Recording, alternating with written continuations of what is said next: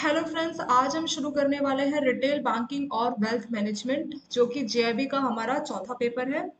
और ये जो रिटेल बैंकिंग और वेल्थ मैनेजमेंट है उसके मॉड्यूल ए का यूनिट 4 आज हम डिस्कस करेंगे। जो 1, 2, 3 है ये आपका जो पुरानी रिटेल बैंकिंग की बुक्स है वहाँ आपको मिल जाएगा। ये वीडियोस ऑलरेडी आप लोगों के लिए अवेलेबल है प्लेलिस्ट में। रिटेल बैंकिंग और वेल्थ मैनेजमेंट की प्लेलिस्ट में मैंने आप लोगों के लिए ये वीडियोस रखी है। और ये जो ब्रांच प्रॉफिटेबिलिटी जो कि यूनिट 4 है उसको आज हम शुरू करने वाले हैं। ये जो चैप्टर है ब्रांच प्रॉफिटेबिलिटी, इसमें ऑलमोस्ट 21-22 पेजेस है। और इसमें ये न्यूली एडेड टॉपिक है आपका मॉड्यूल ए का। और इस पूरे चैप्टर में हम क्या डिटेल में पढ़ने वाले हैं, क्या हम डिस्कस करेंगे। प्रॉफिट क्या होता है और प्रॉफिटेबिलिटी क्या होता है, ठीक है, इनमें डिफरेंस होता है तो ये क्या होता है और प्रॉफिटेबिलिटी को कैसे मेजर्स करते हैं। असेट्स में रिटर्न या इक्विटी में रिटर्न को कैसे कैलकुलेट करते हैं, कौन कौन से फैक्टर्स हैं जो कि बैंकों की प्रॉफिटेबिलिटी को इम्पैक्ट करते हैं, क्या क्या स्टेप्स बैंक कर सकता है, ले सकता है ताकि उसकी जो ब्रांच प्रॉफिटेबिलिटी हो वो बढ़े, इंक्रीज हो। और लास्ट टॉपिक हम डिस्कस करेंगे वो होगा essential factor to make continuous improvement in profit. तो मतलब क्या क्या हमें करना चाहिए कि जो प्रॉफिटेबिलिटी है वो कंटिन्यूअस इंप्रूव होती रहे। तो ये सारा हम डिस्कस करने वाले हैं। शुरुआत यहाँ से करते हैं, पहले बैंकिंग सिस्टम एंड इंट्रोडक्शन। तो ये सारा प्रॉफिट इस सब के बारे में पढ़ने से पहले हम बैंकिंग सिस्टम के बारे में थोड़ा सा इंट्रोडक्शन बेसिक इसमें देखेंगे। तो बैंकिंग सिस्टम जो है, कौन सा एक्ट जो है बैंकों पे लागू होता है, वो होता है हमारा बैंकिंग रेगुलेशन एक्ट। तो आप जानते हैं बैंकों को जो भी एक्टिविटीज वो करते हैं तो बैंकिंग रेगुलेशन एक्ट के तहत वो करते हैं। और ये आरबीआई जो है वो इसमें इस एक्ट को गवर्न करता है। और इसमें जो है बैंकों के लिए रेगुलेटरी फ्रेमवर्क जारी करता है कि कैसे कैसे बैंकों को सुपरवाइज करना है कंट्री के बैंक्स के लिए, ठीक है। तो बैंकों पे लागू होता है बैंकिंग रेगुलेशन एक्ट। और ये कब से इफेक्ट में आया था, तो 16 मार्च 1949 में ये शुरू हुआ था इफेक्ट में। और बाद में इसमें अमेंड किया था। और 1 मार्च 1966 में। और इसमें अगर हम बैंकिंग सेक्टर को डेवलपमेंट की बात करें, इंडिया के बैंकिंग सेक्टर की, तो ये कुछ फेजेस रहे, तो 3 फेज में इसको हम बोल सकते हैं। तो फेज 1 क्या था, 1770 से लेके 1969, ये फेज 1 में आ जाएगा। फिर 1969 से 1991 ये फेज 2 आ जाएगा। और लास्ट फेज 1991 से लेके अभी तक ये कंटिन्यू है, ठीक है। तो 1991 में क्या हुआ था, यहाँ पे तब आपका एलपीजी लिबरेशन, प्राइवेटाइजेशन और ग्लोबलाइजेशन को इम्पैक्ट किया था, ठीक है। तो उससे लेके आज तक का तीसरा फेज है। 69 से 1991 में दूसरा फेज है। तो ये कौन सा फेज है इसके बारे में यहाँ पे बात करते हैं। चलिए, नीचे लिखा है तो पहले देखते हैं। इसमें बोला है कि इंडिपेंडेंस से पहले, आजादी से पहले इंडिया में 600 बैंक्स हुआ करते थे। सोचिए कितना बड़ा नंबर है। तो 600 बैंक्स हुआ करते थे, लेकिन अगर हम अभी की बात करें तो बहुत ही कम बैंक है जो कि अभी सर्वाइव कर पाए। तो ब्रिटिश रूल के टाइम पे क्या थे कि 3 प्रेसिडेंशियल बैंक थे। प्रेसिडेंशियल बैंक 3 थे। नाम क्या था, कलकत्ता में था एक, एक मुंबई में था, एक चेन्नई था, मतलब जो महानगर बोलते हैं ना, मेजर सिटीज, तो वहां पे थे। फिर बाद में 1921 में ये अलग अलग काम करते थे तो इन तीनों बैंकों को मर्ज कर दिया गया। Bank of Calcutta, bank of Mumbai, bank of Chennai को फिर मर्ज करके एक नया बैंक बनाया गया। उसका नाम क्या रखा, इंपीरियल बैंक ऑफ इंडिया। और फिर जब नेशनलाइज हुआ बैंकों का 1955 में, तब ये जो इंपीरियल बैंक ऑफ इंडिया है इसका नाम चेंज करके स्टेट बैंक ऑफ इंडिया रख दिया था, ठीक है। अभी की बात करें तो एसबीआई आप जानते हैं सबसे लार्जेस्ट बैंक है। और कस्टमर बेस ऐसा बोलते हैं कि अगर आप 4 कस्टमर को पकड़ोगे तो उसमें से एक आपको एसबीआई का ही मिलेगा। मतलब 4 लोगों से बात करोगे कहाँ का अकाउंट है, तो उसमें से एक कस्टमर एसबीआई का होगा। मतलब 25% होल इंडिया के जो कस्टमर है वो एसबीआई में है। तो ये थोड़ा सा बेसिक हो गया। ये कब का हमने पढ़ा, ये शुरुआत मतलब 1969 से पहले का, ठीक है। अगला फेज 2 के बारे में बात करते हैं। ये फेज 1 का डिस्कशन था। तो फेज 2 के बारे में क्या बात करेंगे कि 1969 में क्या हुआ कि जो हमारी गवर्नमेंट थी उस टाइम पे, इंदिरा गांधी थी, तो उनको रियलाइज हुआ, हमारी जो प्राइम मिनिस्टर, तो उनको रियलाइज हुआ कि जो बैंक है उसका बहुत बड़ा रोल है। जो कंट्री की कंडीशन उस टाइम पे इतनी अच्छी नहीं थी, बिजनेस मैन्युफैक्चर बहुत कम था, ठीक है। तो उन्होंने उनको मतलब उन्होंने ऐसी कमेटीज बनाई। उन कमेटी के सजेशन में ये बोला था कि किसी भी कंट्री की इकोनॉमी के लिए बैंक जरूरी है। और बैंक भी कोई प्राइवेट नहीं, जो गवर्नमेंट बैंक हो, नेशनलाइज बैंक हो, उनका बहुत बड़ा रोल है। क्योंकि अभी भी आपने देखा होगा कि गवर्नमेंट के जो टारगेट्स है, प्राइवेट बैंकों को अपने प्रॉफिट से मतलब है। गवर्नमेंट या जो प्राइवेट सेक्टर एरियाज में प्राइवेट बैंक ज्यादा नहीं काम करेंगे। आप देखोगे गांव में दूर दराज आपको सरकारी बैंक की कोई ब्रांचेस मिल जाएगी, बट प्राइवेट बैंकों की ब्रांचेस नहीं होती है। तो इसीलिए 1969 में क्या डिसाइड किया था गवर्नमेंट ने कि बैंकों को नेशनलाइज किया जाएगा, ठीक है।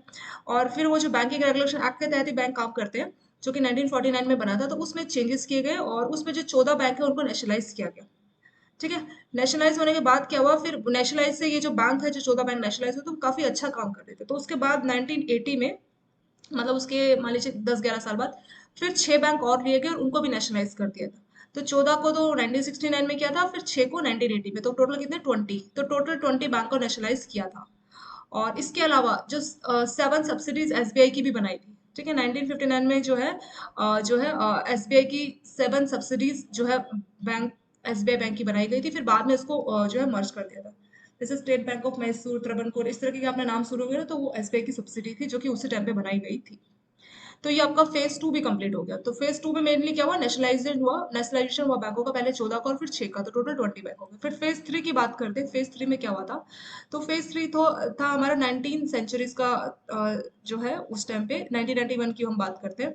तो जो गवर्नमेंट है उसने नरसिम्हन कमेटी बनाई और उस कमेटी ने रिफॉर्म्स किया बैंकिंग सेक्टर में, ठीक है। और बैंकिंग सेक्टर में क्या क्या रिफॉर्म्स किया था आपको मालूम है, एलपीजी तब शुरू हो गया था, लिबरलाइजेशन, प्राइवेटाइजेशन, ग्लोबलाइजेशन, मतलब बाहर की प्राइवेट और जो फॉरेन ब्रांच कंपनीज है वो भी आके बैंक ओपन कर सकती थी। तो जो प्राइवेट बैंक है इसमें उनको अलाउ कर दिया था, प्राइवेट बैंक की वो भी आके अपनी ब्रांचेस खोल सकते हैं, ठीक है। इस तरह से जो हमारा थ्री फेस है ये यहाँ पे कंप्लीट आपका होता है। और जो अगर हम बात करें कमर्शियल बैंक की, तो कमर्शियल बैंक क्या करते हैं, जो बैंक है इनका मेन रोल क्या है, इसका मेन रोल है कि जो डिपॉजिटर्स है और जो बोरोवर है उनके बीच का ब्रिज बनना। मतलब डिपॉजिटर जिनके पास पैसा है और जिनको पैसे की जरूरत है, जो बोरोइंग करना चाहते हैं, तो उनके बीच में बैंक क्या ब्रिज का काम करते हैं, ठीक है। डिपॉजिटर्स को इंटरेस्ट पे करेगा और जो बोरोवर है उससे इंटरेस्ट चार्ज करेगा। तो इस तरह से बैंक एक्टिविटी करते हैं। तो बैंकों को कई रिस्क झेलने पड़ते हैं, जैसे कि credit risk, liquidity risk, market और ऑपरेशनल रिस्क। तो क्रेडिट रिस्क क्या है कि बोरोवर को लोन दिया वो डिफॉल्ट कर गया। लिक्विडिटी रिस्क क्या है कि बैंकों के पास सफिशिएंट कैश अवेलेबल नहीं है, पैसा तो था डिपॉजिटर का पर कहीं इन्वेस्ट कर दिया और वो भी कैश के तौर पे अवेलेबल नहीं है, वो इन्वेस्ट हुआ पड़ा है तो मिल नहीं रहा कैश, तो उसको लिक्विडिटी रिस्क बोलते हैं। मार्केट रिस्क, मार्केट के कई सारे फैक्टर्स है, जो जैसे बैंकों ने कोई इन्वेस्ट किया है, बैंकों के ट्रेजरी डिपार्टमेंट ने, तो वहां कोई डिफॉल्ट हो गया तो वो मार्केट रिस्क हो जाएगा, ठीक है। डिफॉल्ट हो गया या फिर इन्वेस्टमेंट में 1 लाख के कहीं पे इन्वेस्ट किया और उसकी वैल्यू सिर्फ 50,000 रह गई, तो क्या वो हमारा लॉस हो गया, तो मार्केट रिस्क उसको बोलते हैं। ऑपरेशन रिस्क, कोई सिस्टम फेलियर हो गया, स्टाफ का गलती है, उसकी वजह से कोई स्टाफ ने कोई फ्रॉड किया या कोई सिस्टम फेलियर, तो वो सारा हमारा ऑपरेशन रिस्क में आ जाएगा। तो ये सारे रिस्क, ये 4 तरह के रिस्क जो है वो बैंकों को फेस करने पड़ते हैं। फिर और आपने ये भी देखा कि जब बैंक को क्राइसिस झेलना पड़ा था 2007 और 8 पे, तो उसमें इकोनॉमी को बहुत ज्यादा इम्पैक्ट हुआ था। तो क्योंकि बैंक जो है वो बैकबोन ऑफ इकोनॉमी का काम करते हैं, ठीक है। अगर बैंक अच्छे से काम करेंगे तो ही इकोनॉमी अच्छे से किसी कंट्री की ग्रो कर पाएगी। तो यही आपका बेसिक डिटेल था, ठीक है, इस वाले पैराग्राफ में। तो ये जो 2 पेज है पहले के, इसमें हमने जनरली पढ़ा कि इसमें बैंकों के हमने 3 फेज के बारे में बात की। उससे पहले हमने देखा कि जो बैंक है उसको रेगुलेट किया जाता है बैंकिंग रेगुलेशन एक्ट 1949 में, और ये जो बैंक है उसके 3 फेज है। फेज वन में 1770 से लेके 1969 है, फेज टू 1969 से 1991 है और फेज थ्री 1991 है। तो जो फेज वन है 1770 से 69, तो ये क्या था, प्री इंडिपेंडेंस, तो इंडिपेंडेंस से पहले, और उस टाइम पे 600 बैंक हुआ करते थे। फिर बाद में अभी तो कुछ ही रह गए उन 600 में से, और फिर बाद में क्या हुआ था, 1921 की बात है कि कलकत्ता में एक बैंक था और मुंबई में और चेन्नई में, उन तीनों को मर्ज कर दिया गया 1921 में, और उसका नाम रख दिया imperial imperial bank of India.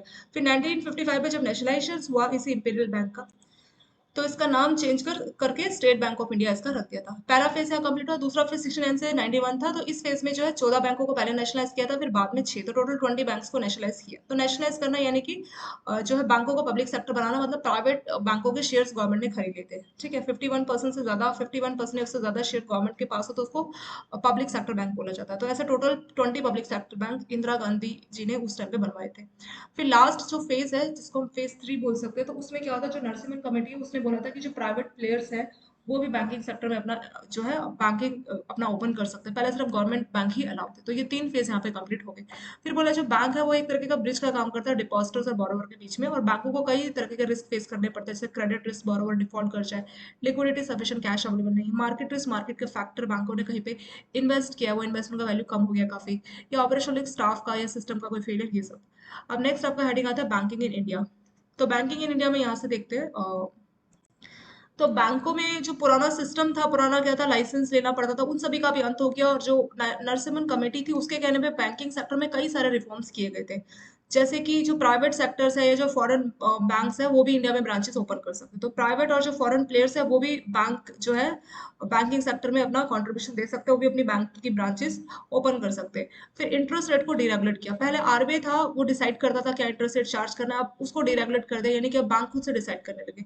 Next CRR और एसएलआर को बहुत कम किया। पहले सीआरआर बहुत ज्यादा हुआ करता था, ठीक है, एसएलआर भी बहुत ज्यादा था, लेकिन अब इसको बहुत कम कर दिया। सीआरआर अभी आपने देखा होगा 4%, 3.5% वैसे ही आपको मिलेगा। एसएलआर 20, 21, 22 के आसपास रहता है, पहले बहुत ज्यादा था, ठीक है। तो उसको कम कर दिया गया। तो ये नरसिम्हन कमेटी के कहने में ये कई सारे रिफॉर्म्स बैंकों में किए गए थे। अगर हम अभी के टाइम की बात करें तो इंडियन बैंकिंग सिस्टम में कितने बैंक है, तो टोटल 12 पब्लिक सेक्टर बैंक है, यानी कि गवर्नमेंट जो बैंक है वैसे 12 है, प्राइवेट सेक्टर 21 बैंक है। फॉरेन बैंक की बात करें तो 45 है, 45 फॉरेन बैंक्स है। और जो शेड्यूल्ड अर्बन कॉर्पोरेटिव बैंक है 53 है। और 1470 जो non scheduled urban corporative bank है ये 1470 है। और रीजनल रूरल बैंक 43 है। और 96,000 के आसपास रूरल कॉर्पोरेटिव बैंक है। ठीक है, जो कॉर्पोरेटिव क्रेडिट इंस्टीट्यूशन है वो और कॉर्पोरेटिव बैंक मिला के टोटल 96,000 है। तो इसमें जो पब्लिक सेक्टर बैंक है जो सिर्फ 12 है, नंबर भले ही इसका कम है लेकिन ये 70% ऑफ बैंकिंग बिजनेस को अकेले, इसका जो पब्लिक सेक्टर बैंक है उसका कंट्रीब्यूशन बहुत ज्यादा है। ठीक है, तो पब्लिक सेक्टर बैंक अकेले ही 70% तक का जो बैंकिंग बिजनेस है उसको कवर करता है। और धीरे धीरे जो शेयर अभी प्राइवेट बैंकों के पास जा रहा है। मतलब पहले क्या था कि कोई भी गवर्नमेंट बिजनेस कुछ भी करना है तो ये पब्लिक सेक्टर जो गवर्नमेंट बैंक है उनके थ्रू होता था, लेकिन अभी आपने देखा HDFC, ठीक है, जो प्राइवेट बड़े बड़े जो बैंक है वो भी जो है इस जो पब्लिक सेक्टर बैंक का जो मार्केट शेयर है वो HDFC या बाकी बड़े बैंकों के पास, प्राइवेट सेक्टर बैंकों के पास भी जा रहा है। तो वैसा भी देखने को मिला है। तो ये एक तरीके का ओवरऑल डेटा दिया हुआ है कि कितने कितने बैंक इंडिया में है। और जो RBI है, RBI ने बोला कि जो बैंकिंग सेक्टर है इंडिया का वो साउंड है, अच्छा है। और एडिक्वेटली जो है कैपिटलाइज है, मतलब प्रॉपर बैंक जो है कैपिटल मेंटेन करता है। और हाई क्वालिटी लिक्विड एसेट्स उसके पास अच्छे खासे हैं।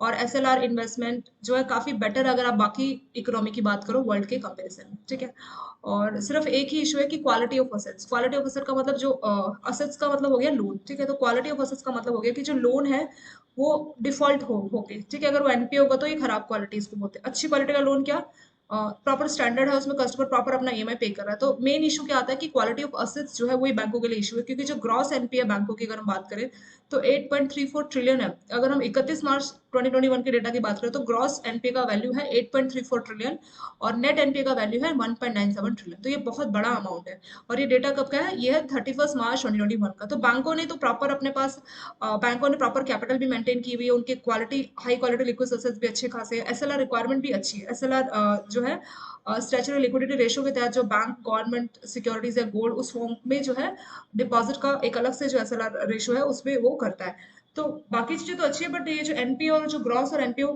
एक इशू है, चिंता का विषय है। तो ग्रॉस NPA 8.34 है और नेट NPA 1.97 आपका है। नेक्स्ट आपका हेडिंग आता है व्हाट इज प्रॉफिटेबिलिटी। तो प्रॉफिटेबिलिटी का मतलब क्या हुआ, इसमें आपसे बोल रहा है कि अगर आप प्रॉफिटेबिलिटी को समझना चाहते हैं तो उससे पहले आपको प्रॉफिट और प्रॉफिटेबिलिटी के बारे में जानना पड़ेगा। तो प्रॉफिटेबिलिटी क्या है और प्रॉफिट क्या है। तो प्रॉफिटेबिलिटी जो है ऑर्गेनाइजेशन की प्रॉफिट को बताता है एज कम्पेयर टू एक्सपेंस। तो ऑर्गेनाइजेशन को प्रॉफिट कितने का हुआ, ठीक है। अभी प्रॉफिट को कैसे मेजर करेंगे कितने का हुआ, तो प्रॉफिट को मेजर करने वाला टॉपिक आपका ये नीचे आएगा। और 3 तरीके से इसको मेजर किया जाता है, ग्रॉस प्रॉफिट, ऑपरेटिंग प्रॉफिट और नेट प्रॉफिट। तो ग्रॉस प्रॉफिट बिल्कुल सिंपल है कि कितने की आपने सेल्स की माइनस कितने का आपका कॉस्ट। ये सिंपल हम लोग 8th 9th क्लास में से होता था ना, प्रॉफिट लॉस करके एक चैप्टर था।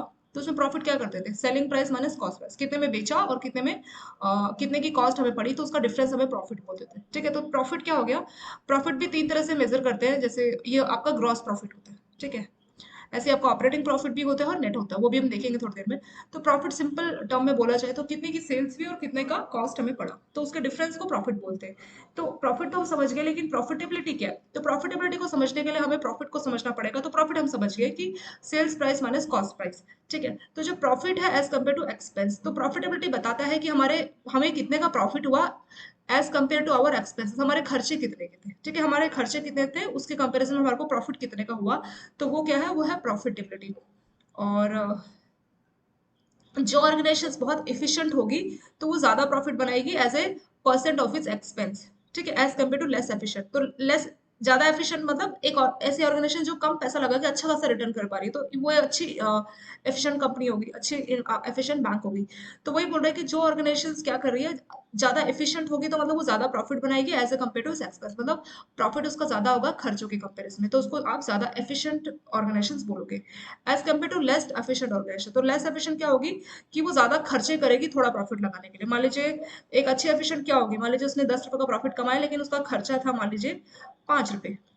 एक दूसरी ऑर्गेनाइजेशन जिसने 10 रुपए का तो प्रॉफिट अर्न किया पर उसका खर्चा था 6 रुपए, ठीक है। तो ये कम एफिशिएंट है एज कम्पेयर टू दिस, ये ज्यादा एफिशिएंट है। क्यों, क्योंकि उसने ज्यादा दोनों ने प्रॉफिट तो बराबर अर्न किया पर इसने खर्चा कम किया और इसने खर्चा बराबर किया। तो एफिशिएंसी का पता कैसा लगता है, एफिशिएंसी का पता लगता है कि कितने आप एक्सपेंस कर रहे हो और उसके हिसाब से कितना प्रॉफिट जनरेट कर पा रहे हो। तो प्रॉफिट और प्रॉफिटेबिलिटी का ये हो गया। अभी हम यहाँ से प्रॉफिटेबिलिटी की एक बार डेफिनेशन देखते हैं। तो प्रॉफिटेबिलिटी का मतलब business ability to produce a return on in investment. तो जो आप इन्वेस्ट कर रहे हो उसमें आपको कितना रिटर्न मिल पा रहा है, तो वो आपका एक तरह से प्रॉफिटेबिलिटी वो आपका हो गया। तो प्रॉफिट को आप ऐसे भी समझ सकते हैं प्रॉफिटेबिलिटी को कि कितना प्रॉफिट हुआ एज कम्पेयर टू एक्सपेंस, कितने हमने खर्चे किए उसके बदले में हमें कितना प्रॉफिट मिला, तो वो होता है हमारा प्रॉफिटेबिलिटी। और मतलब प्रॉफिटेबिलिटी एक तरीके का कंपैरिजन होता है, ठीक है, एक्सपेंस इतना खर्चा किया उसके कंपेयर में इतना प्रॉफिट किया। बट अगर हम बात करेंगे प्रॉफिट की तो ये एक एब्सोल्यूट नंबर होगा। 10 रुपए का प्रॉफिट हुआ, 20 का हुआ, तो एक एग्जैक्ट नंबर बताएगा। लेकिन प्रॉफिटेबिलिटी आपको क्या बताएगा, एक रेशियो के टर्म में ही हमेशा प्रॉफिटेबिलिटी आपका रहेगा। अब प्रॉफिट की हम बात कर लेते हैं, प्रॉफिट क्या है। So profit is a money a business pulls in after accounting for all expense. तो सारे खर्चे देख लिए उसके बाद जो बचा आपके पास तो वो आपका प्रॉफिट हो गया, ठीक है। और कुछ जो एनालिस्ट होते हैं, एनालिस्ट वो सिर्फ ग्रॉस प्रॉफिट से ही कंपैरिजन करते हैं, लेकिन कुछ क्या करते हैं, वो जानना चाहते हैं कि बाकी के और भी तो खर्चे हैं। ग्रॉस प्रॉफिट मतलब इतने का सेल्स हुआ, इतने का प्रॉफिट हुआ, सॉरी इतने का सेल्स हुआ, इतना का कॉस्ट हुआ, तो ग्रॉस प्रॉफिट आ गया। तो उससे सारी कैलकुलेशन क्लियर नहीं होती, क्योंकि इसके अलावा भी हमारे और खर्चे होते हैं, जैसे आपने टैक्स पे करना है, या फिर इंटरेस्ट, आपने कोई लोन लिया, इंटरेस्ट आपको पे करना है, या और भी कई तरह के एक्सपेंस है। तो उस तरह के एक्सपेंस को भी हमें कंसिडर करना चाहिए।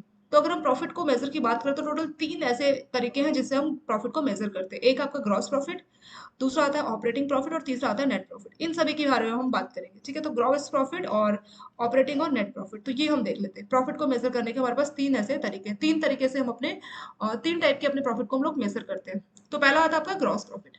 First level of profitability is gross profit. तो पहला हमारा ग्रॉस प्रॉफिट आता है, तो बिल्कुल सिंपल है, sales minus cost of goods. Sales कितने का सेल्स हुआ और कितने का हमें कॉस्ट पड़ा, वो सब सामान जो हमने बनाया, तो वो हमारा हो जाता है ग्रॉस प्रॉफिट।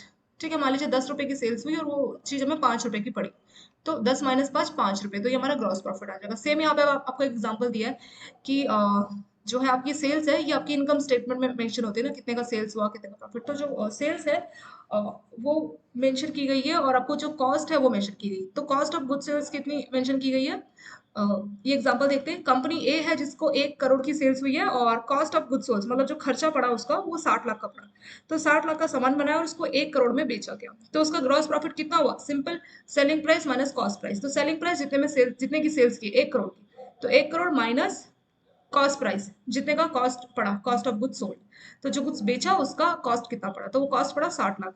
तो 1 करोड़ में से आप 60 लाख को माइनस करेंगे तो कितना मिलेगा, 40 लाख। तो वो आपका आ गया 40 लाख। 40 लाख क्या है, ये हमारी है ग्रॉस प्रॉफिट। और ग्रॉस प्रॉफिट का यहाँ पे नीचे आपको फॉर्मूला भी दिया है, total sales minus cost of goods sold. तो टोटल सेल्स थी 1 करोड़ और कॉस्ट ऑफ गुड्स सोल्ड थी आपकी 60 लाख, तो 40 लाख आपका आ गया ग्रॉस प्रॉफिट। और अब हम क्या करेंगे, अपने ग्रॉस प्रॉफिट को डिवाइड करेंगे सेल्स से। तो ग्रॉस प्रॉफिट कितने का हुआ, 40 लाख का, और सेल्स कितने की हुई, 1 करोड़ की, तो कितना आ जाएगा, 40% आएगा, ठीक है। तो 40% हमारा यहाँ पे हो गया gross profit as compare to sales. As compare to sales, sales के कंपेरिजन में कितना ग्रॉस पड़ा, तो वो 40% हो गया। 40% का मतलब 40% का हमें प्रॉफिट हुआ, मतलब 40% का प्रॉफिट हुआ। और उसमें से 40 का प्रॉफिट होकर हमने 100 की टोटल सेल्स की, तो उसमें जो प्रॉफिट हुआ वो हमारे को 40% हुआ। इस तरह से इसको कैलकुलेट किया जाता है।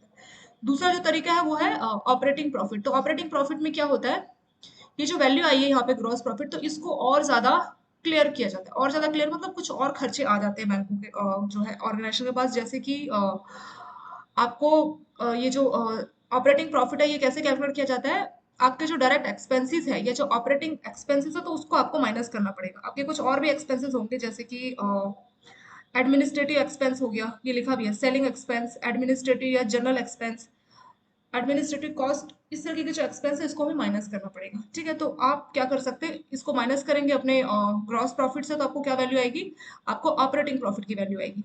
एक कंपनी ए, वो उसी कंपनी को आगे कंटिन्यू किया है, उसका 20 लाख रुपए का ऑपरेटिंग एक्सपेंस है। तो ऑपरेटिंग एक्सपेंस में क्या हो सकता है, एडमिनिस्ट्रेटिव एक्सपेंस होगा, एडमिनिस्ट्रेटिव का खर्चा, उनके जो स्टाफ एम्प्लॉइज होंगे। मतलब यहाँ पे जो कॉस्ट आई है तो ये डायरेक्ट कॉस्ट है, मशीनरी का खर्चा, जो डायरेक्ट कॉस्ट है वो यहाँ पे आई है, जो यहाँ पे 60 लाख बोला था। लेकिन ये क्या है, आपके एडमिनिस्ट्रेटिव मतलब आपका जो स्टाफ होगा उसकी सैलरी, ये जो इनडायरेक्ट खर्चे वो सब यहाँ पे आ जाएंगे। तो आपकी बिल्डिंग का खर्चा, रेंट आपको पे करना है बिल्डिंग का, या और भी कई सारे जो खर्चे हैं वो इसमें आ जाएंगे, जिसको हम ऑपरेटिंग एक्सपेंस बोल रहे हैं। तो इस कंपनी, यही कंपनी जो ये थी ए, इसका 20 लाख का ऑपरेटिंग एक्सपेंस है। तो इस केस में क्या करेंगे, जो 40 लाख हमारा आया था, ग्रॉस प्रॉफिट कितना था, 40 लाख, उस 40 लाख में से जो इनडायरेक्ट खर्चे हैं 20 लाख के, उसको माइनस करेंगे, तो कितना आ जाएगा, ये आ जाएगा 20 लाख। सो ये 20 लाख हमारा आ गया ऑपरेटिंग प्रॉफिट, ठीक है। और आप चाहे तो इसको परसेंट में भी कैलकुलेट कर सकते हो। तो क्या करना पड़ेगा, ये जो ऑपरेटिंग प्रॉफिट है इसको आपको सेल से डिवाइड करना पड़ेगा। तो ऑपरेटिंग प्रॉफिट कितना है, 20 लाख है, क्योंकि 40 लाख था ग्रॉस प्रॉफिट और 20 लाख का एक्सपेंस था, तो कितना आया था 20 लाख। तो 20 लाख को जो सेल्स है, सेल्स कितने की थी, 1 करोड़, 1 करोड़ से डिवाइड करेंगे तो कितना आ जाएगा, 20% आ जाएगा आपका। ठीक है, परसेंट में लगाना था यहाँ पे आपको 100 लगाना पड़ेगा, और आपका यहाँ पे कितना आ जाएगा, 20% आ जाएगा। तो ये 20% क्या है, ये आपका ऑपरेटिंग प्रॉफिट हो गया। यहाँ पे नीचे आपका फॉर्मूला लिखा है, ऑपरेटिंग प्रॉफिट का फॉर्मूला है ग्रॉस प्रॉफिट, जो कि आपने क्वेश्चन नंबर 1 में सॉल्व किया था इससे पहले, जो कि 40 लाख आया था, और ऑपरेटिंग एक्सपेंस जो कि 20 लाख आपको गिवन है क्वेश्चन। ठीक है, ऐसी ऑपरेटिंग प्रॉफिट मार्जिन भी आप कैलकुलेट कर सकते हैं। सिंपल फॉर्मूला है operating profit divide by sales. जैसे आपने ग्रॉस प्रॉफिट मार्जिन कैलकुलेट किया था, यहाँ पे कैसे कैलकुलेट किया था ग्रॉस प्रॉफिट मार्जिन, कितने का ग्रॉस प्रॉफिट है डिवाइड बाय सेल्स। ऐसे ऑपरेटिंग प्रॉफिट का भी सेम फॉर्मूला है, मतलब हर किसी को डिवाइड बाय सेल्स ही हमें करना है, क्योंकि सेल्स के हिसाब से आप सब कंपेयर कर पाते हैं। तीसरा जो तरीका है वो है नेट प्रॉफिट। नेट प्रॉफिट क्या है कि जो हमारा ऑपरेटिंग प्रॉफिट है, इसमें से हमें इंटरेस्ट पे करना पड़ेगा, टैक्स भी पे करना पड़ेगा, तो इनको माइनस करके जो बचेगा वो हमारे पास होगा नेट प्रॉफिट। मतलब नेट प्रॉफिट के बाद कुछ हमें देना नहीं है, वो हमारा अपना पैसा है। ठीक है, तो नेट प्रॉफिट के लिए क्या करना पड़ेगा, जो ऑपरेटिंग प्रॉफिट है उसमें से इंटरेस्ट और टैक्स को पे करना पड़ेगा, मतलब उसको माइनस करना पड़ेगा। इंटरेस्ट मान लीजिए 5 लाख के आपने पे किए, और टैक्स की लायबिलिटी मान लीजिए आपकी 5 लाख है, तो नेट प्रॉफिट कैसे कैलकुलेट करेंगे, तो नेट के लिए हमें operating profit minus interest minus tax करना पड़ेगा। ठीक है, तो नेट प्रॉफिट कितना है यहाँ पे, सॉरी ऑपरेटिंग प्रॉफिट कितना है हमारा था 20 लाख। तो 20 लाख में से हम क्या करेंगे, 20 लाख में से हमारा ऑपरेटिंग प्रॉफिट है। ठीक है, इसका फॉर्मूला भी लिखा है नेट का, operating minus tax and interest. तो ऑपरेटिंग प्रॉफिट हमने क्वेश्चन नंबर 2 में सॉल्व किया था, तो वो था 20 लाख माइनस टैक्स और इंटरेस्ट। तो टैक्स कितना दिया इस क्वेश्चन में, इंटरेस्ट 5 लाख का है और टैक्स भी 5 लाख का है, तो 5 और 5 कितना हो गया 10। तो 20 में से हम 10 को माइनस करेंगे तो कितना आ जाएगा, ये आ जाएगा 20 माइनस 10, ये आ जाएगा 10। तो ये जो 10 लाख बची है हमारी क्या है, ये हमारी नेट प्रॉफिट है। ठीक है, आप इसका चाहे तो नेट प्रॉफिट मार्जिन भी कैलकुलेट कर सकते हैं। कैसे करेंगे, जो नेट प्रॉफिट है उसको डिवाइड करेंगे सेल्स से। सेल्स कितनी हुई थी, 1 करोड़ की, मल्टीप्लाई बाय 100, क्योंकि हमें वैल्यू परसेंट में चाहिए, तो कितना आ जाएगा, ये आ जाएगा 10%। तो नेट प्रॉफिट मार्जिन भी आप इस तरह से कैलकुलेट कर सकते हो। तो 3 यहाँ पे सिंपल सिंपल क्वेश्चन बन गए। एग्जाम में ज्यादा तो नहीं, 1 नंबर कैसे पूछ सकते हैं, ये जो 3 है इसमें से 1 नंबर का डेफिनेटली आपका पूछा जाएगा। तो सिंपल है, ग्रॉस प्रॉफिट के लिए क्या करना है, और जितने का सेल्स हुआ माइनस जो कॉस्ट ऑफ गुड्स होता है उसको माइनस करना है। तो 1 करोड़ का सेल्स हुआ और 60 लाख का आपका कॉस्ट ऑफ गुड्स, तो 40 लाख आ गया। अगर मार्जिन चाहिए तो सिंपल है, चाहे ग्रॉस में चाहे ऑपरेटिंग में या नेट में, किसी में भी आपको मार्जिन चाहिए, तो जो भी वैल्यू आपकी आई है, चाहे ग्रॉस प्रॉफिट की या ऑपरेटिंग की, तो उसको टोटल सेल्स जो है उससे उसको डिवाइड आपको करना पड़ेगा। सो 40 लाख को हम 1 करोड़ से डिवाइड करेंगे तो कितना आएगा, 40%, तो ये आ जाएगा हमारा ग्रॉस प्रॉफिट मार्जिन। ऐसे सेकंड ऑपरेटिंग प्रॉफिट में क्या करना पड़ेगा, जो ग्रॉस प्रॉफिट हमने क्वेश्चन नंबर 1 में सॉल्व किया था, उसमें से क्या माइनस करना पड़ेगा, ग्रॉस प्रॉफिट, ये क्वेश्चन 1 का था, और उसमें से जो ऑपरेटिंग एक्सपेंस, तो ये ऑपरेटिंग एक्सपेंस हमें गिवन था, जो कि कितने का था, 20 लाख का था। तो 40 में से 20 माइनस किया, 20 लाख, तो 20 लाख आ गया हमारा ऑपरेटिंग प्रॉफिट। और उसका अगर हमें मार्जिन कैलकुलेट करना है तो भी हम कैलकुलेट कर सकते हैं, कैसे, operating profit divide by sales. Sales कितने की थी, 1 करोड़ की, तो वही 20 lakh divide by 1 crore into 100, तो कितना आया था 20%। ठीक है, लास्ट आता है नेट प्रॉफिट। नेट प्रॉफिट में क्या करेंगे, जो ऑपरेटिंग प्रॉफिट बचा ये भी हमारा नहीं, इसमें भी हमें टैक्स और इंटरेस्ट पे करना पड़ेगा। तो 5 लाख की टैक्स है, 5 लाख का इंटरेस्ट है, तो ये जो 20 लाख आया इसमें से 5 लाख की इंटरेस्ट और टैक्स हो गया, तो वो 10 लाख बना, तो बचेगा फाइनली कितना, 10 लाख। तो जो 10 लाख बचा वो हमारा कितना है, नेट प्रॉफिट आपका इसमें हो गया। इसका मार्जिन चाहिए तो same, net profit divided by sales. चलिए ये क्वेश्चन हो गया। नेक्स्ट टॉपिक आता है difference between profitability and profit. इनमें डिफरेंस क्या है, ये दोनों टर्म्स जो है आपस में आप इंटरचेंज करके यूज कर सकते हो, लेकिन इसमें ये जो टर्म्स है ये सेम नहीं है, इसमें डिफरेंस है। ये दोनों के दोनों अकाउंटिंग टर्म्स है, जिससे आप फाइनेंशियल सक्सेस किसी कंपनी की जान सकते हो। इसमें डिफरेंस है, इसमें लेकिन डिफरेंस है, वो डिफरेंस क्या है उसके बारे में बात करते हैं। पहला, जो प्रॉफिट है एक एब्सोल्यूट नंबर है, कैसे, जो भी आपकी इनकम या रेवेन्यू हुई है और आपका खर्चा या एक्सपेंस हुआ है, तो उसको माइनस करके आप कैलकुलेट करते हैं, तो प्रॉफिट एक एब्सोल्यूट नंबर होगा। और अगर हम प्रॉफिटेबिलिटी की बात करो तो ये प्रॉफिट के इक्वल है, लेकिन इसमें जो डिफरेंस है वो यही है कि जो प्रॉफिट है वो एक एब्सोल्यूट नंबर है, लेकिन प्रॉफिटेबिलिटी रिलेटिव है। रिलेटिव का मतलब क्या होता है, कंपेरिजन किया जाता है। प्रॉफिटेबिलिटी का मतलब प्रॉफिट को कंपेयर किया जाएगा कि खर्चा कितना हुआ उसके हिसाब से प्रॉफिट कितना हुआ, तो वो होता है प्रॉफिटेबिलिटी, कि कितना हमने एक्सपेंस किया और फिर हमने कितना प्रॉफिट अर्न किया, वो होगा प्रॉफिटेबिलिटी। और प्रॉफिट क्या होगा, sales minus cost, sales minus cost price, sales price minus cost price. ठीक है, वो होगा हमारा प्रॉफिट। तो प्रॉफिट एक एब्सोल्यूट नंबर होगा। ठीक है, 10 20 10 लाख 20 लाख एक एब्सोल्यूट नंबर होगा प्रॉफिट, लेके जो प्रॉफिटेबिलिटी है वो क्या होगा, रिलेटिव होगा। वो कंपैरिजन इसमें किया जाएगा एक्सपेंस के हिसाब से, कि प्रॉफिट तो अर्न किया पर उस पर आपने खर्चा कितना किया, तो उसके हिसाब से जो है प्रॉफिटेबिलिटी को कैलकुलेट किया जाता है। अब आता है कि बैंकिंग में बात करते हैं प्रॉफिटेबिलिटी और प्रॉफिट की। तो जैसे बाकी के बिजनेस होते हैं वैसे बैंक भी है। तो जो बैंक है वो भी अपना प्रॉफिट कैसे अर्न करता है, कि earn more money than what they pay in expense. तो जितना इंटरेस्ट वो लोन पे चार्ज कर रहा है, जितना इंटरेस्ट वो डिपॉजिट पे पे कर रहा है, तो उसका डिफरेंस एक तरीके का वही एक मेन इनकम सोर्स हो गया बैंकों के लिए। ठीक है, वही लिखा है कि जो बैंकों का मेन प्रॉफिट है वो कहाँ से, वो जो इंटरेस्ट उसको मिलता है उसके असेट्स पे, असेट्स लोन को बोला जाता है, तो लोन पे जो इंटरेस्ट मिलता है वही मेन सोर्स है। और उसके अलावा बैंक कुछ और सर्विसेज भी देता है, उसके लिए बैंक फी चार्ज करता है, वो भी बैंकों के लिए एक प्रॉफिट का जरिया है। और जो खर्चा है बैंकों के लिए वो क्या है, इंटरेस्ट जो उसको पे करना पड़ता है, लाइबिलिटीज जो है डिपॉजिट को बोला जाता है, सेविंग बैंक एफडी पे जो इंटरेस्ट ये सब पे कर रहा है, तो ये बैंकों के लिए एक्सपेंस हो गए। ठीक है, और यहाँ पे आ गया कि जो बैंक है वो क्या करता है कि वो अपने प्रॉफिट को बढ़ाता है, कैसे, यूजिंग लिवरेज रेशो। लिवरेज या गेयरिंग का मतलब क्या है कि लोन लेके बैंक क्या कर रहा है, लोन लेके बोरोइंग दे रहा है। ठीक है, जो बैंकों के असेट्स है, असेट्स क्या है, लोन, लेकिन लोन में जो पैसा है वो बैंकों की अपनी इक्विटी नहीं है, इक्विटी मतलब बैंकों का अपना कैपिटल, खुद का पैसा नहीं है, ये बैंक ने लोन लिया हुआ है।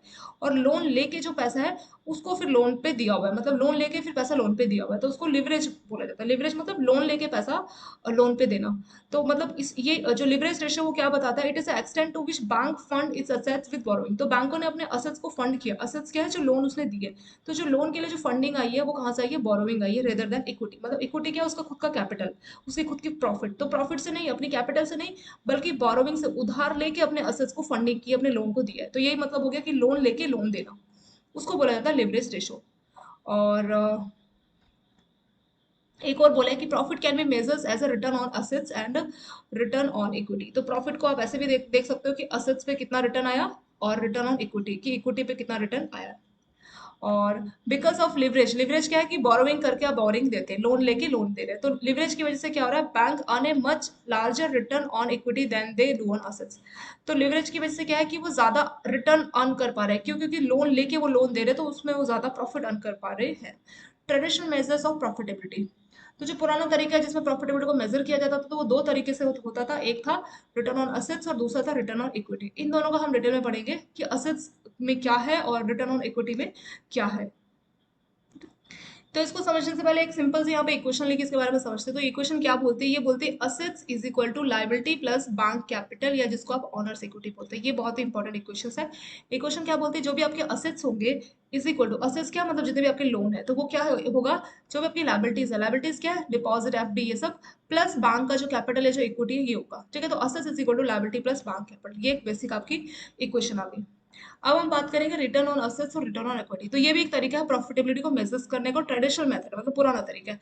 तो रिटर्न ऑन असेट्स के बारे में पहले बात करते हैं। तो रिटर्न ऑन असेट्स क्या है और कैसे डिटरमाइन किया जाता है। It is determined by amount of income that it earn on is net interest income and fee on it services. तो net interest, return on assets का मतलब क्या है कि कितना इनकम बैंक अर्न कर पा रहा है, नेट इंटरेस्ट इनकम। अभी नेट इंटरेस्ट इनकम क्या है, वो नीचे है, ये आपका देखेंगे। और फी ऑन इट्स सर्विसेज, तो बैंक कई सारी फी बेसिस जो सर्विसेज भी देता है, जैसे कि लॉकर।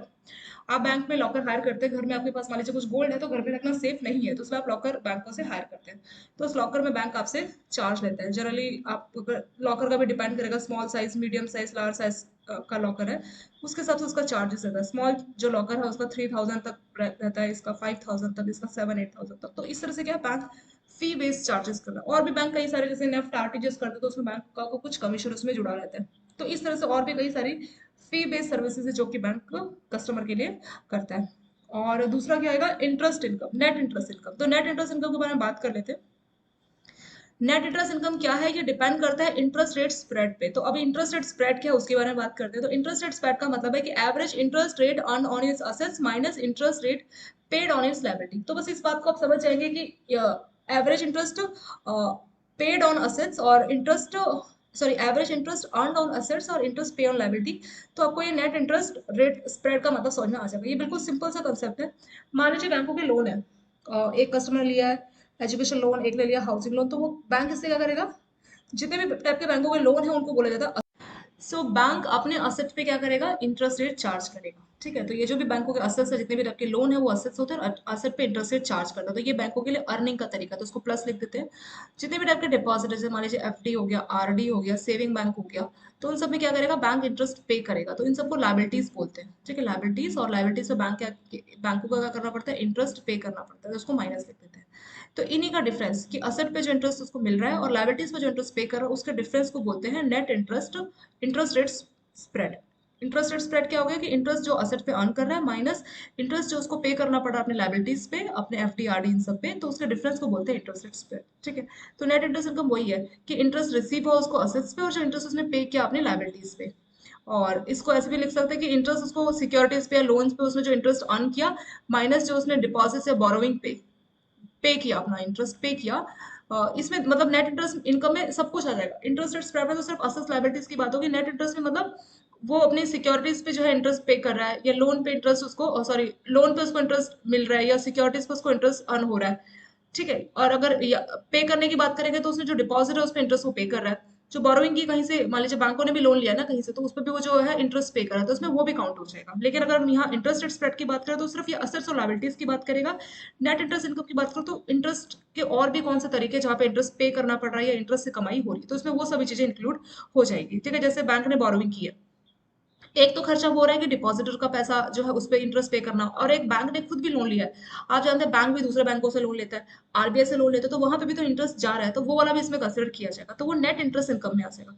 मतलब कोई भी सोर्स, चाहे कस्टमर को पे करना है, चाहे बैंक ने लोन लिया उसको पे करना है, तो कोई भी सोर्स जहाँ पे इंटरेस्ट पे करना पड़ रहा है वो लिख लेंगे, और कोई भी सोर्स जहाँ से इंटरेस्ट मिल रहा है, चाहे कस्टमर के लोन से इंटरेस्ट मिल रहा है या कोई सिक्योरिटी से वहां से इंटरेस्ट मिल रहा है, तो सभी सोर्स को जहाँ से इंटरेस्ट मिल रहा है उसको हम इसमें ऐड कर देंगे, और इन दोनों का डिफरेंस जो होगा वो होगा हमारा नेट इंटरेस्ट इनकम। ठीक है, ये आपका हो गया। और नेट इंटरेस्ट मार्जिन भी इसमें कैसे कैलकुलेट करते हैं, तो नेट इंटरेस्ट मार्जिन का सिंपल फॉर्मूला है net interest income divided by average total assets. अभी एवरेज टोटल असेट्स का क्या फॉर्मूला है वो भी देख लेते हैं। एवरेज टोटल असेट्स का फॉर्मूला ये है आपका, एवरेज टोटल असेट्स मतलब आपके फिजिकल ईयर आपका शुरू हुआ उसके स्टार्टिंग में आपके पास कितने असेट्स थे, और जब आपका फिजिकल ईयर एंड हुआ उस टाइम पे कितने असेट्स थे। मान लीजिए शुरू में आपके पास 1 लाख के असेट्स थे और बाद में देखा 2 लाख के असेट्स थे, तो इन दोनों को ऐड कीजिए और उनका एवरेज निकाल लीजिए, तो उससे आएगा एवरेज टोटल असेट्स। तो नेट इंटरेस्ट मार्जिन कैसे कैलकुलेट करते हैं, जो नेट इंटरेस्ट इनकम आपने यहाँ पे कैलकुलेट की होती, नेट इंटरेस्ट इनकम का हमने यहाँ फॉर्मूला देखा था, तो net interest income divided by average total assets. तो एवरेज टोटल असेट्स का फॉर्मूला हमने कहाँ देखा, यहाँ पे नीचे। ये कहता है कि बिगनिंग ऑफ ईयर में आपके कितने असेट्स है और लास्ट ऑफ ईयर में कितने असेट्स है, उसका डिफरेंस वो सॉरी उसका एवरेज डिवाइड बाय 2, दोनों को ऐड करना डिवाइड बाय 2, तो उससे आपके पास एवरेज आ जाएगा। ठीक है, तो जो एवरेज टोटल असेट्स है ये अगर आप अपने नेट इंटरेस्ट इनकम को एवरेज टोटल असेट्स से डिवाइड करोगे तो आपको मिलेगा नेट इंटरेस्ट मार्जिन। ये हो गया। नेक्स्ट आपका टॉपिक आता है रिटर्न ऑन असेट्स। तो रिटर्न ऑन असेट्स भी आप ऐसे कैलकुलेट कर सकते हैं। तो रिटर्न ऑन असेट्स जो है फाइनली नेक्स्ट टॉपिक नहीं उसी का ही पार्ट है, क्योंकि शुरुआत हमने इसी से की थी ना, रिटर्न ऑन असेट्स। तो रिटर्न ऑन असेट का फाइनल फॉर्मूला क्या होगा कि कितना बैंकों ने रिटर्न ऑन असेट्स का मतलब बैंकों के पास टोटल कितने असेट्स है डिवाइडेड बाय फी बेस उसको कितनी इनकम हुई है, इंटरेस्ट बेस उसकी कितनी इनकम हुई है माइनस ऑपरेटिंग कॉस्ट उसके कितने लगे। ठीक है, फी बेस इनकम मतलब लॉकर से बैंक ने फी चार्ज किया, कोई भी और भी बैंक जो सर्विसेज दे रहा है उसके बेसिस पे बैंक फी चार्ज कर रहा है, प्लस नेट इंटरेस्ट इनकम। तो नेट इंटरेस्ट इनकम हमने कहाँ कैलकुलेट किया था, वो हमने यहाँ पे कैलकुलेट किया था ये। तो फी पे income plus net interest income minus operating cost, तो बैंकों के खर्चे भी तो हुए होंगे। ऑपरेटिंग कॉस्ट आप जानते हैं कि जितना भी खर्चा बैंकों को वो जो पैसा लेने में, कस्टमर को, स्टाफ को सैलरी पे करने में, और भी कई सारे खर्चे बैंकों के होते हैं, तो वो सब ऑपरेटिंग मतलब बेसिक एक्टिविटी जो बैंक करता है तो उसके लिए उसको खर्चे भी करने पड़ते हैं, तो वो सब उसके ऑपरेटिंग कॉस्ट में आ जाएंगे। तो ये जो दो इनकम हुई है फी के थ्रू या net interest income minus operating cost, और उसको अगर हम अपने टोटल जो असेट्स आए एवरेज टोटल असेट्स उससे डिवाइड करेंगे तो हमें क्या मिलेगा, हमें मिलेगा रिटर्न ऑन असेट्स, या इसको आप शॉर्ट में बोल सकते हो कि net income divided by average total assets. तो net income divided by average total assets क्या होता है, रिटर्न ऑन असेट्स। तो ये वही है कि कितने असेट्स और उससे कितनी हम इनकम जनरेट कर पाए, यही तो उसका मतलब हुआ देखा जाए कि इनकम कितनी हुई है और हमारे पास असेट्स कितने थे, तो हमने अपने असेट्स से कितनी इनकम जनरेट की है, तो वो बताता है रिटर्न ऑन असेट्स। नाम से ही लग रहा है रिटर्न ऑन असेट्स मतलब असेट्स कितने हैं और उसमें हमने कितनी इनकम जनरेट की है, तो वो होगा हमारा रिटर्न ऑन असेट्स। और आपका एवरेज असेट्स का भी डेफिनेशन समझ में आया यहाँ पे हमने क्या देखा कि असेट्स कितने थे शुरुआत में और लास्ट में कितने थे डिवाइड बाय 2, तो ये यहाँ पे टॉपिक आपका कंप्लीट हो गया। और इसको हमने शॉर्ट में थोड़ा सा रिवाइज करते हैं। तो रिटर्न ऑन असेट्स सिंपल सी टर्म है, ये हमें बताता है कि हमारे पास कितने असेट्स है एवरेज डिवाइडेड बाय उसमें हमने कितनी इनकम अर्न की है। तो रिटर्न ऑन असेट्स को समझने के लिए आपको नेट इंटरेस्ट इनकम को समझना होगा। नेट इंटरेस्ट इनकम का सिंपल सा फॉर्मूला है, और नेट इंटरेस्ट इनकम को समझने के लिए आपको इंटरेस्ट रेट्स को समझना पड़ेगा। इंटरेस्ट रेट स्प्रेड क्या बोलता है कि कितने इंटरेस्ट हमने असेट्स में अर्न की, कितना इंटरेस्ट हमने लायबिलिटीज में पे किया। लायबिलिटीज माने एफ डी आर डी, वो सब जितने भी टाइप के डिपॉजिट्स होते हैं, असेट्स माने जितने भी टाइप के लोन, तो इसका जो डिफरेंस है वो होता है इंटरेस्ट रेट स्प्रेड। अगर हम बात करें नेट इंटरेस्ट मार्जिन की, तो इसमें एक तो इंटरेस्ट रेट स्प्रेड तो होगा ही, इसके साथ और भी कहीं और तरीके जहाँ पे बैंकों को इंटरेस्ट मिलता है या इंटरेस्ट पे करता है तो वो सब भी इसमें ऐड होगा। जैसे इंटरेस्ट रेट स्प्रेड तो है ही कि वो अपने लोन पे जो इंटरेस्ट अर्न कर रहा है, प्लस उसने कोई सिक्योरिटीज है उस पर कोई उसको इंटरेस्ट मिल रहा है, तो वो भी इसमें हम ऐड कर लेंगे। अपने डिपॉजिट या अपने डिपॉजिट पे तो बैंक इंटरेस्ट पे कर ही रहा है, पर साथ साथ उसने जो लोन लिया बैंक ने खुद जो बोरोइंग की उस पर भी उसको इंटरेस्ट पे करना पड़ रहा है, तो वो चीजें भी हम इसमें ऐड कर लेंगे। ठीक है, फिर इसका जो डिफरेंस आ जाएगा वो होगा net interest income. Net interest margin कैसे कैलकुलेट करेंगे? नेट इंटरेस्ट मार्जिन का सिंपल फॉर्मूला है net interest income divided by average total. तो नेट इंटरेस्ट इनकम कितनी आई है यहाँ पे जो हमने कैलकुलेट किया कि वैल्यू कितनी आई है divided by average total assets, तो उससे क्या आ जाएगा, उससे आ जाएगा हमारे पास नेट इंटरेस्ट मार्जिन। अभी एवरेज टोटल असेट्स कैसे कैलकुलेट करते हैं, ये भी सिंपल फॉर्मूला है कि असेट्स कितने थे बिगिनिंग ऑफ ईयर में, फिर लास्ट में कितने थे उसको डिवाइड बाय 2, तो उससे हमारे पास आ जाएगा एवरेज टोटल असेट्स। ठीक है, तो नेट इंटरेस्ट मार्जिन का सिंपल फॉर्मूला है net interest income divided by average total assets. ठीक है, और लास्ट में आपका टर्म आता है रिटर्न ऑन असेट्स। तो रिटर्न ऑन असेट्स सिंपल है, मतलब यहाँ पे आपके 3 टर्म्स हो गई है, इसमें आपके 2-3 क्वेश्चंस बन सकते हैं। एक क्वेश्चन यहाँ से बन सकता है नेट इंटरेस्ट इनकम कैलकुलेट करने को, दूसरा question net interest margin calculate करने को बोल सकते हैं। इसमें आपको बिगनिंग और लास्ट ऑफ ईयर में जो असेट्स है वो गिवन होंगे, तो दोनों को ऐड करके 2 से डिवाइड करना पड़ेगा, जो कि आपका फॉर्मूला नीचे दिया है। और लास्ट में जो आपका रिटर्न ऑन असेट्स, तो इसका फॉर्मूला है नेट इनकम कितनी हुई है divided by average total assets. Net income का फॉर्मूला है फी पे इनकम कितनी हुई है, नेट इंटरेस्ट इनकम कितनी हुई है माइनस ऑपरेटिंग एक्सपेंस। ये वैल्यूज आपको गिवन होगी, इस फॉर्मूला आप सिंपल से याद करके जाएंगे। नेक्स्ट हमारा टॉपिक आता है return on equity for banks. और इस टॉपिक में हमें टाइम लगेगा, तो इसको एक काम करते हैं, हम लोग पार्ट 2 से डिस्कस कर लेते हैं। ठीक है, आगे के और भी टॉपिक है, तो पार्ट 2 से हम रिटर्न ऑन इक्विटी को डिस्कस करेंगे। इनको थोड़ा सा आप लोग देख लीजिए, और thank you so much for watching this video.